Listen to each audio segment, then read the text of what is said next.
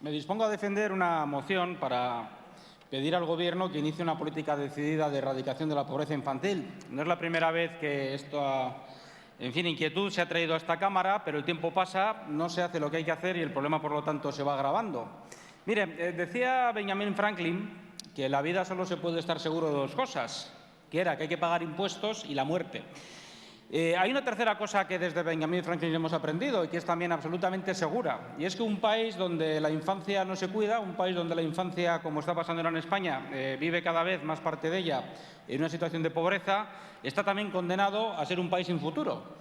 Y, por lo tanto, la infancia y el problema de la pobreza infantil no pueden esperar a que salgamos de la crisis. No se puede utilizar el argumento recurrente de que ya está cambiando la tendencia económica, que ya comenzamos a crear empleo, que ya saldremos de la crisis, etcétera. Aparte de la exageración de muchos de estos anuncios, el hecho real es que el problema de la pobreza infantil, como dicen las organizaciones que se dedican a esto, organizaciones internacionales como UNICEF, ONGs como Cáritas, en fin, como Save the Children, etcétera, varias, muchas, ninguna de ellas es un partido político, ninguna de ellas es un grupo de oposición de esta Cámara, pero todas coinciden en que en España es de los países europeos que menos hacen para combatir la lacra de la pobreza infantil y donde más está creciendo, donde más está incrementando. Incluso ahora que, según el Gobierno, estamos ya saliendo de la crisis, se sigue esperando a que esa salida de la crisis milagrosamente solucione un problema que tiene un tratamiento de choque necesario distinto a la mera espera, al ver esperar a que dejar que los problemas se pudran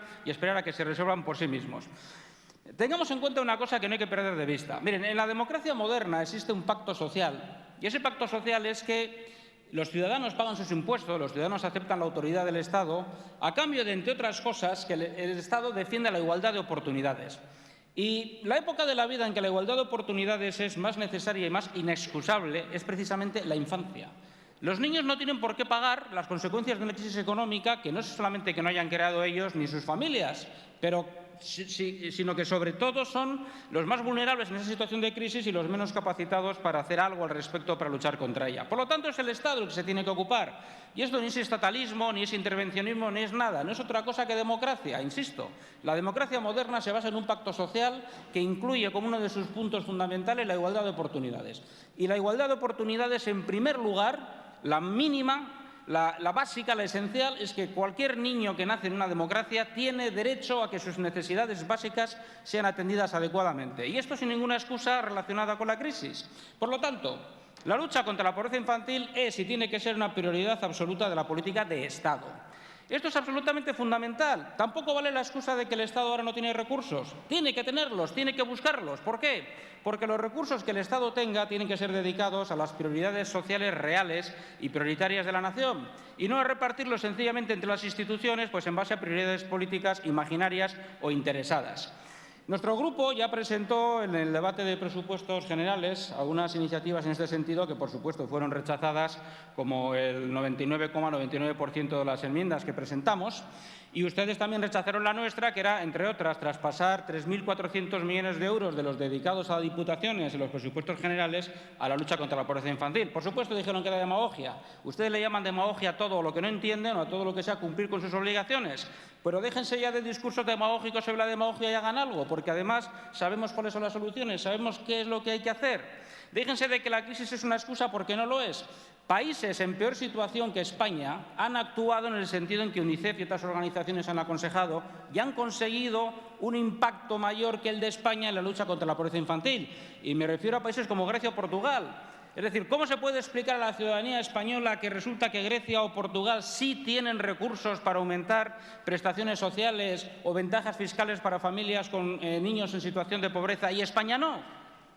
¿Dónde entra? ¿Qué explicación tienen ustedes para eso? Se lo digo yo, no tienen ninguna. Lo que ocurre es que están esperando a que la cosa, como todas, se solucione por sí misma o al menos no se hable de ellas.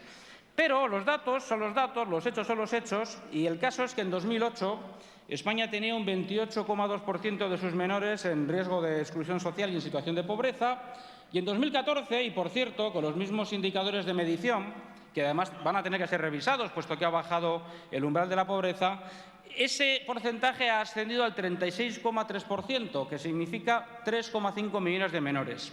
Además, hay amenazas objetivas de que se incremente ese porcentaje pues por tres hechos, sobre todo. En primer lugar, la mayor precarización y temporalidad del empleo y la bajada de los salarios reales.